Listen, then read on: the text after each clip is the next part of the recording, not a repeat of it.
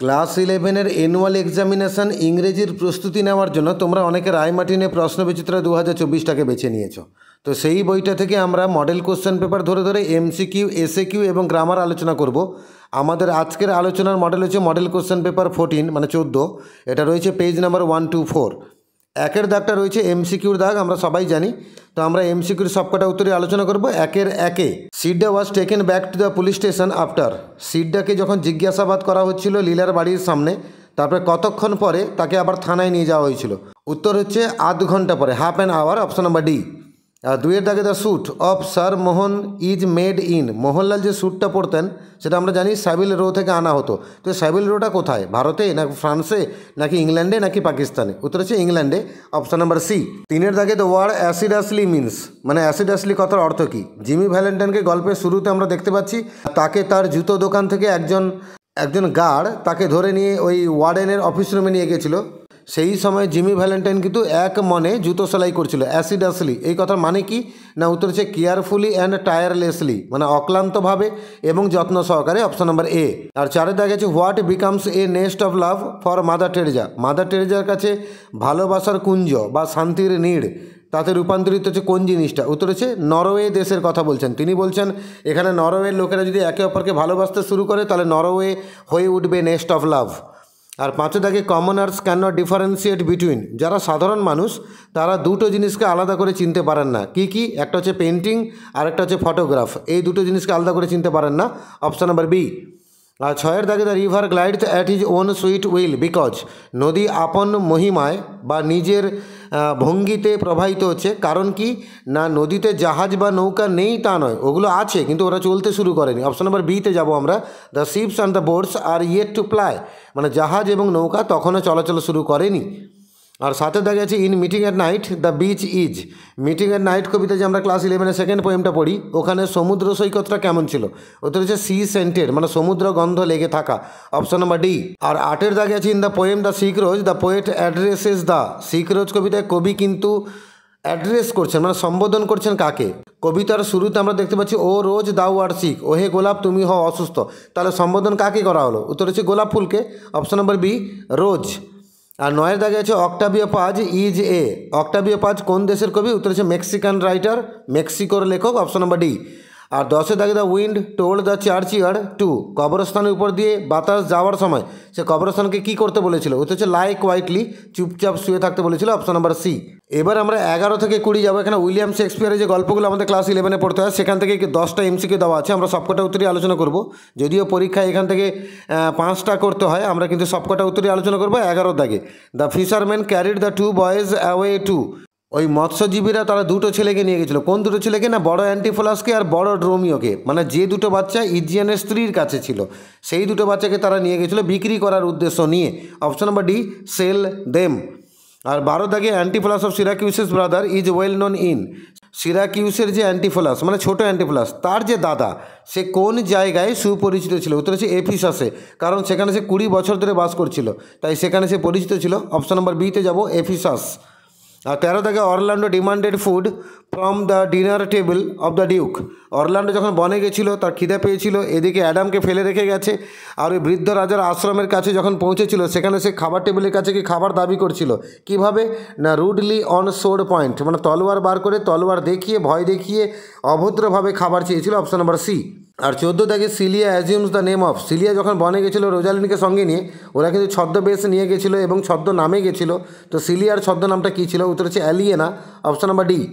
আর 15 দাগে সেবাস্টিয়ান আর Viola war. Sebastian আর Viola এরা কারা ছিল? এরা হচ্ছে আইডেন্টিক্যাল টুইন্স, মানে সদৃশ যমজ, একটুও আলাদা করা যাবে না এদেরকে দেখে, এরা এতটাই একই রকম দেখতে ছিল, option number D, identical twins. আর 16 দাগে duke Orsino's true duchess was. রাজা অরসিনো ভালোবাসতেন অলিভিয়াকে, কিন্তু শেষ পর্যন্ত তার প্রকৃত রানী কে হয়েছিল? উত্তর হচ্ছে ভায়োলা, অপশন নাম্বার ডি। আর 17 দাগে a worthy officer who interfered to pacify the dispute and got wounded was. সেই যোগ্য অফিসারটাকে যে ওই ঝগড়া চলাকালীন মাঝখানে নাক ঢুকিয়েছিল এবং আহত হয়ে গেছিলো, সে কে? উত্তর হচ্ছে মন্টানো। আহত কে করেছিল বলো দেখি? ক্যাসিও তাকে আহত করেছিল, অপশন নাম্বার ডিতে যাব, মন্টানো আহত হয়েছিল। আর 18 দাগে ম্যান্ড্রাগোরার juice is known for bringing. ওই যে ম্যান্ড্রাগোরার জুস যেটা ওই ম্যাকবেথের দুর্গে লেডি ম্যাকবেথ জুসের সঙ্গে মাখিয়েছিল, সবাইকে খাইয়েছিল, সেই জুসটা কী জন্য খাওয়ানো হয়, মানে ওই জুসটা খেলে কিন্তু কী আসতে পারে, উত্তর হচ্ছে স্লিপ, ঘুম আসতে পারে, অপশন নম্বর বি। আর 19 দাগে when the cauldron sank into the ground there appear, যখন ম্যাকবেথ সেকেন্ড টাইম ডাইনিদের সঙ্গে দেখা করতে বনের মাঝখানে গিয়েছিল, সেখানে কড়াইটা মাটিতে ঢুকে গেছিলো, আর সেই সময় কটা ছায়া দেখা গেছিলো, উত্তর হচ্ছে 8 শ্যাডোজ, 8খানা ছায়া দেখা গেছিলো, এবং যে ছায়াগুলোর পেছনে ব্যাঙ্কো ছিল, এখান থেকে বোঝা গেল যে ব্যাঙ্কোর সম্পর্কে যে ভবিষ্যৎবাণী করা হয়েছিল সেটা কিন্তু পাল্টায়নি। আমরা অপশন নম্বর সিতে যাব, 8 শ্যাডোজ।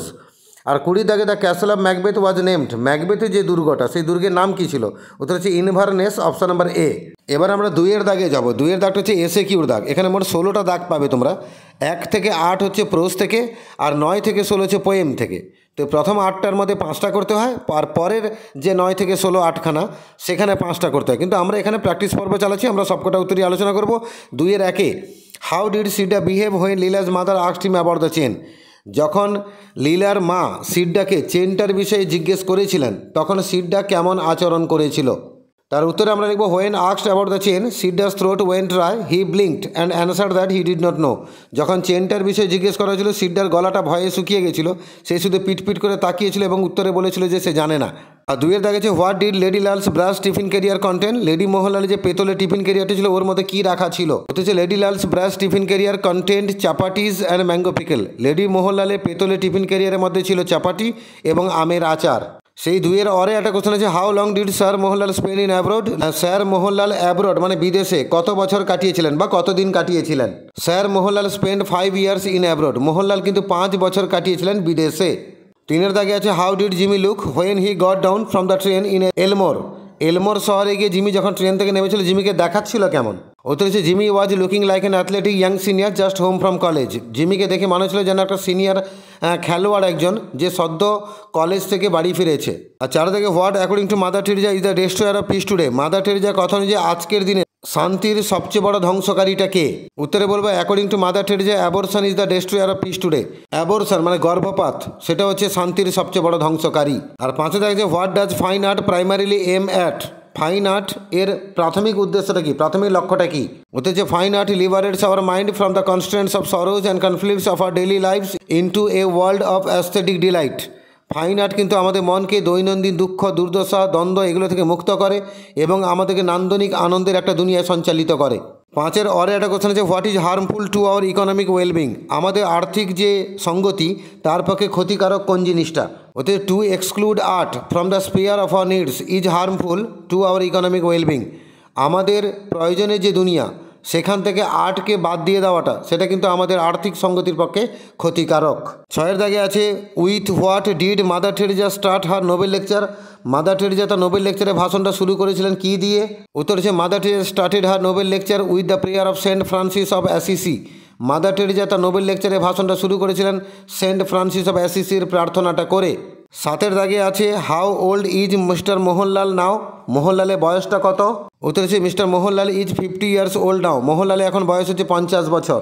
8-এর দাগে আছে, what did Lila use to do after dinner, ডিনারের পরে লীলা সাধারণত কী করতো, উত্তর হচ্ছে after dinner Lila ran to her bed and listen to the incomparable stories told by Sidda, ডিনারের পরে লীলা তার বিছানায় ঘুমোতে যেত এবং সেখানে সিডার দ্বারা বলা যে অকল্পনীয় গল্পগুলো, অতুলনীয় গল্পগুলো, সেই গল্পগুলো কিন্তু শুনতো লীলা।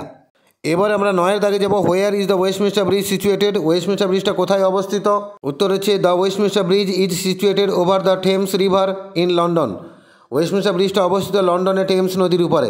এই 9-এর অরে একটা কোশ্চেন আছে, what does the expression mighty heart refer to in the poem upon Westminster Bridge, upon Westminster Bridge কবিতা মাইটি হার্ট বলতে কী বোঝানো হয়েছে, উত্তর লিখব, mighty heart refers to London city in the poem, এই কবিতায় মাইটি হার্ট বলতে, দৈত্যাকার হৃদয় বলতে লন্ডন শহরের কথা বলা হয়েছে বা লন্ডন শহরকে বোঝানো হয়েছে।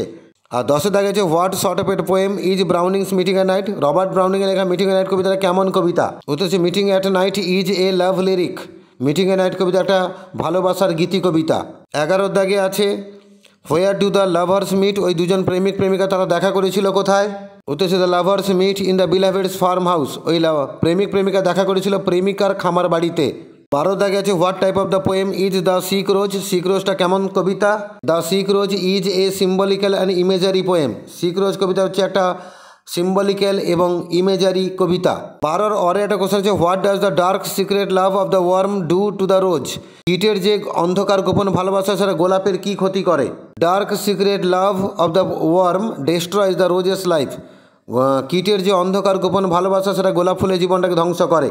আর 13 দেখেছে who is Claudius Ptolemy. Claudius টলেমিটাকে উত্তর হচ্ছে Claudius Ptolemy was an ancient astronomer and mathematician. Claudius Ptolemy ছিলেন একজন প্রাচীন রোমের একজন মহাকাশবিদ এবং গণিতজ্ঞ। রোমে তার বাসস্থান ছিল। আর 15 দায়ী কোশ্চেন আছে what does brotherhood signify in the poem brotherhood. Brotherhood কবিতায় ব্রাদারহুড কথাটা কি সিগনিফাই করে? হচ্ছে brotherhood signifies a universal unity. Brotherhood বলতে একটা আন্তর্জাতিক ঐক্যকে সিগনিফাই করে। 15 দাগে why is the bed of the rose crimson. গোলাপ ফুলের বিছানাটা ক্রিমসন কেন? উত্তর হচ্ছে the rose's bed is crimson because the worm destroys its life. গোলাপ ফুলের বিছানাটা হচ্ছে গাঢ় লাল কারণ কীট ধ্বংস করে তার জীবন। আর 16 দাগে what did the wind tell the cornfields. বাতাস ফসলের ক্ষেতকে কী করতে বলেছিল? The wind told the cornfields to bow down and welcome the coming morning. বাতাস ফসলের ক্ষেতকে বলেছিল মাথা নত করতে এবং আগত সকালকে স্বাগত জানাতে। এবার আমরা 4 দাগে গ্রামারে যাব। Do as directed. প্রতিটা গ্রামারের ডান পাশে বলা আছে ব্র্যাকেটে কী করতে হবে। 4 1 get the nigger out he muttered to his companion. এটাকে ন্যারেশন চেঞ্জ করতে বলেছে, আমরা লিখবো he muttered to his companion to get the nigger out. 2 এর দাগে take him to the station. এটাকে ভয়েস চেঞ্জ করতে বলেছে, আমরা লিখবো you are ordered to take him to the station.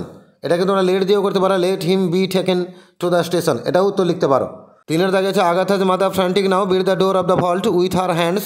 এটাকে স্প্লিট করতে বলেছে, মানে দুটো সেন্টেন্স বানাতে হবে আর দুটোকেই সিম্পল সেন্টেন্স হতে হবে। তো সেক্ষেত্রে আমরা উত্তর লিখবো আগাথাজ মাদার ওয়াজ ফ্রান্টিক নাও প্রথম বাক্য, আর সেকেন্ড বাক্যে লিখবো she beat the door of the vault with her hands. আর 4 এর দাগে আছে I have lived like an animal in the street but I am going to die like an angel. এটাকে simple করতে বলেছে, মানে ছিল আমি রাস্তায় পশুর মতো এতদিন বেঁচে এসেছি কিন্তু আমি মরতে চলেছি এঞ্জেলের মৃত্যু। একে সিম্পল করলে আমরা বলবো যে রাস্তায় পশুর মতো বেঁচে থাকা সত্ত্বেও আমি মরতে চলেছি এঞ্জেলের মতো। তাই in spite of living like an animal in the street I am going to die like an angel. আর 5 এর দাগে আছে দ্য ডেড ওয়ার বারিড, মানে মৃতদেরকে কবর দেওয়া হয়েছিল। The wind asked them to lie quietly, বাতাস তাদেরকে চুপচাপ ঘুমিয়ে থাকতে বলেছিল। রিলেটিভ ক্লজ করতে বলেছে, মানে জয়নিং করতে বলেছে, কমপ্লেক্স করতে বলেছে। উত্তর আমরা the wind asked the dead who were buried to lie quietly. 6 এর দাগে আছে হোয়ার ডাজ দ্য জেনানা স্টপ। এটা কোশ্চেন বাক্যে, মানে মহিলা পাখিটা দাঁড়ায় কোথায়। এটাকে অ্যাসার্টিভ করতে বলেছে। অ্যাসার্টিভ করতে বলেছে মানে সাবজেক্ট ভার্ব অবজেক্ট এই কম্বিনেশন আসতে হবে। তো সেক্ষেত্রে আমরা উত্তর লিখব I want to know where the zenana stops. আমি জানতে চাই জেনানা বগিটা দাঁড়ায় কোথায়। আর সাথে দেখছি mister Adams was very much proud of it. একে প্রাউডকে ভার্ব করতে বলেছে।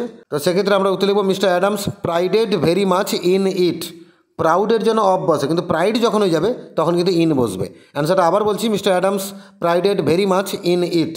এবার 4 এর বি দাগে আর্টিকেল আর প্রিপোজিশন দিয়ে 6খানা শূন্যস্থান আছে পূরণ করতে হবে। আমি উত্তর সহ বাক্যগুলো পড়ে দিচ্ছি। I was surprised in the west to see so many young boys and girls given in to drugs and I try to find out why is it like that and the answer was because there is no one in the family to receive them. তো এইভাবে model question paper 14 থেকে আমরা MCQ, SAQ এবং grammar আলোচনা করলাম। আমরা জানি ইংরেজিতে এই 3টে পোর্শন হচ্ছে স্কোরিং, এখানে সলিড নাম্বার স্কোর করা যায়। কয়েকটা মডেল ধরে যদি এমসিকিউ এবং এসএকিউ এবং গ্রামার রেডি করে নিতে পারো তোমরা এই ক্লাস 11-এ কিন্তু এই পোর্শনগুলোতে নাম্বার পাওয়া তোমাদের কেউ আটকাতে পারবে না, যেটা তোমাদের হাই স্কোর করতে খুবই সাহায্য করবে। এই উত্তরগুলোকে পারলে নোট ডাউন করে নাও, বারে বারে পড়ো, দেখবে সহজে মনে থেকে যাবে।